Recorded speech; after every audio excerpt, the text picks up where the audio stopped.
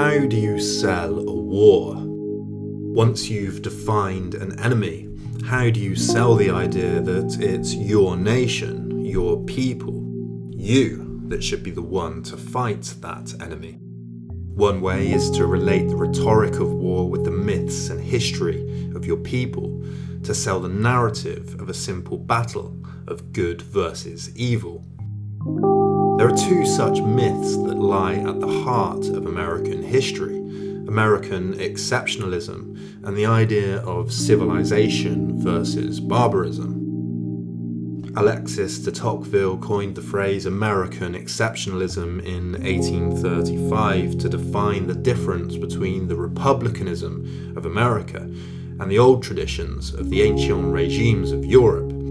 And while the term didn't catch on until the 20th century, there was a history of rhetorical exceptionalism and myth for the term to attach itself to that goes all the way back to America's founding.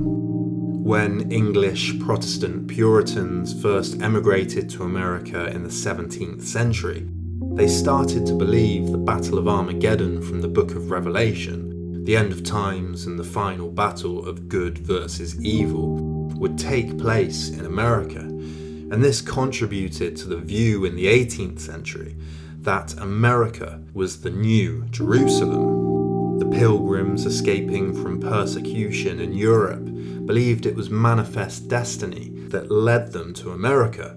Puritans built myths for themselves that paralleled the children of Israel, both crossing water to escape religious persecution, while the Puritans also referred to Massachusetts as the desert.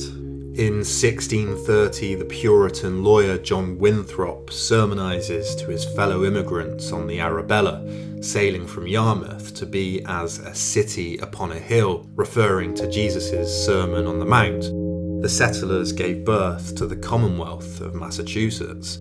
Winthrop tells the passengers on the tumultuous journey, "Now the only way to avoid this shipwreck and to provide for our posterity is to follow the counsel of Micah, to do justly, to love mercy, to walk humbly with our God.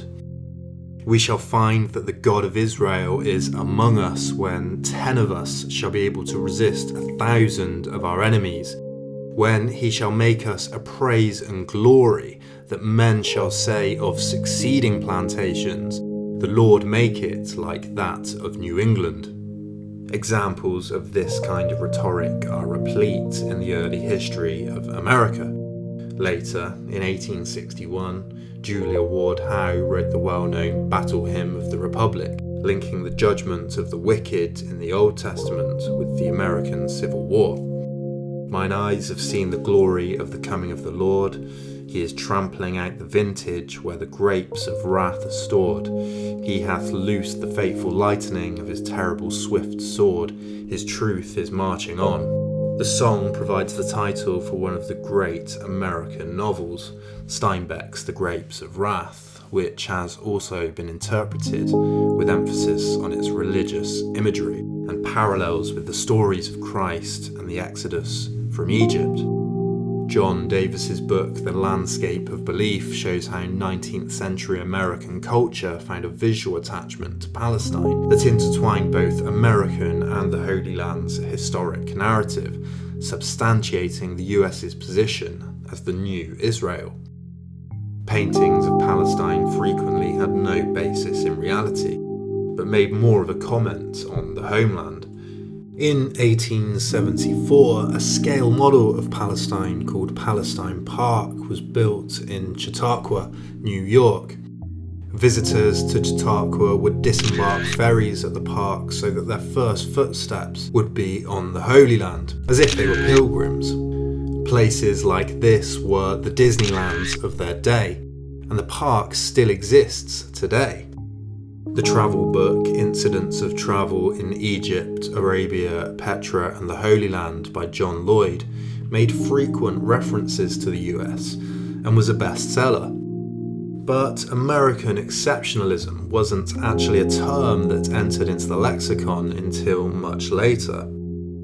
It was famously used sarcastically by Stalin to describe the low levels of communism in the US. When the leader of the American Communists, J. Lovestone, said that America might be an exception to Marx's laws of history, he was expelled from the international communist movement. After that, the term was first used in the mainstream media in the 1980s, when Richard J. Tofel of the New York Times asked, "As our unquestioned supremacy recedes, we need to decide what America means to us and what it means to the world." But Andrew Jackson, Theodore Roosevelt, Woodrow Wilson, Franklin Roosevelt, and Ronald Reagan all spoke of America's destiny, mission, and calling. So when the Iraq War came, George W. Bush had a wealth of history to draw upon. Joanne Etch analysed over 50 speeches, interviews, and congressional reports to try and understand the rhetoric of myth that was at the centre of the selling of the Iraq War to the American people. Etch then searched 117 official White House documents for lexical triggers related to myth, and found that 112 of the documents contained at least one trigger. Bush said that America had been given a mission by the Maker of Heaven to spread freedom and democracy, and that for the terrorists there would be a day of reckoning. So this sets up America as the willing good guys, but how to define an enemy? Many linguists argue that language has a binary structure that relies on opposites to define their counterparts. So the good already defines its own opposite. The civilization of America relies on the barbarism of the other. Here's Bush. There can be no neutrality between justice and cruelty, between the innocent and the guilty.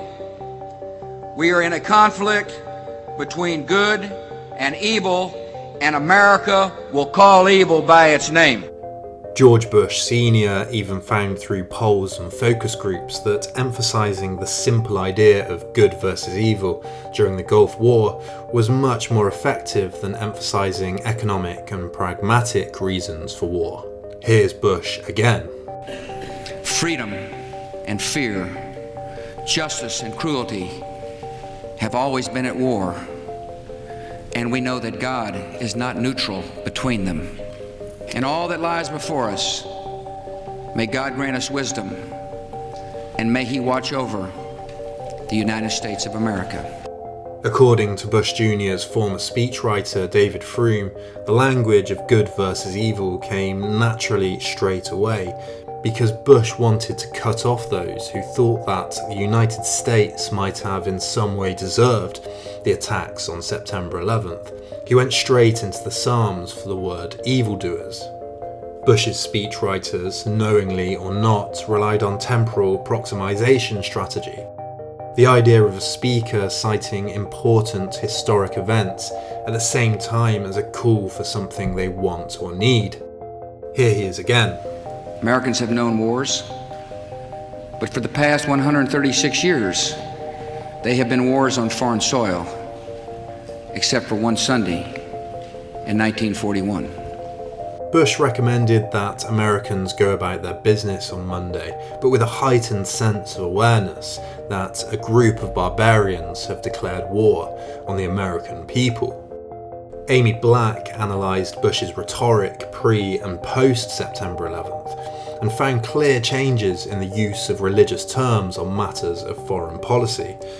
Some have argued that this change was to appeal to his evangelical base, whose turnout in the 2000 election was disappointing for Republicans.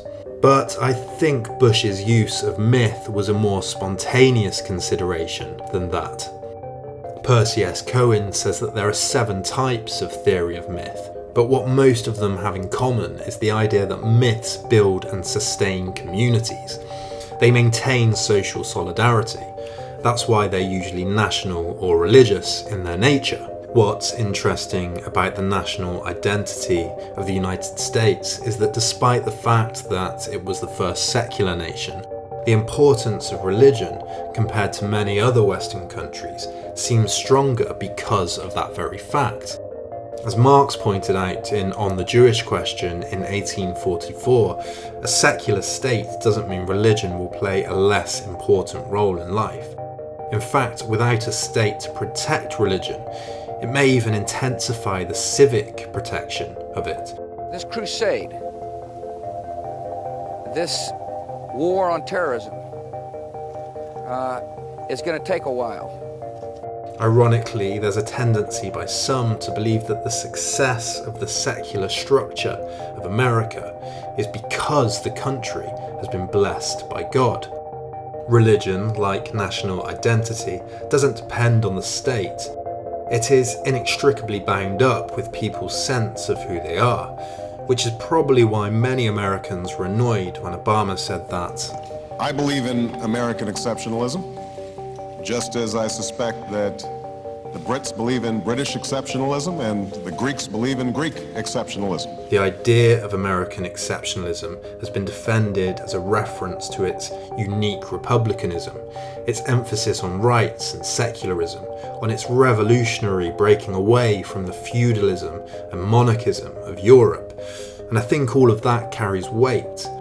But when Donald Trump's chief strategist has said that the Judeo-Christian West is in a crisis, we're at the very beginning stages of a very brutal and bloody conflict. It's worth remembering that myths of national identity, as history has shown, are powerfully, and often nefariously, persuasive. If you like these videos and would like to support me making more, you can follow me on Twitter, Instagram and Facebook by clicking the links in the description below. You can like this video and subscribe to the Then and Now channel to see more.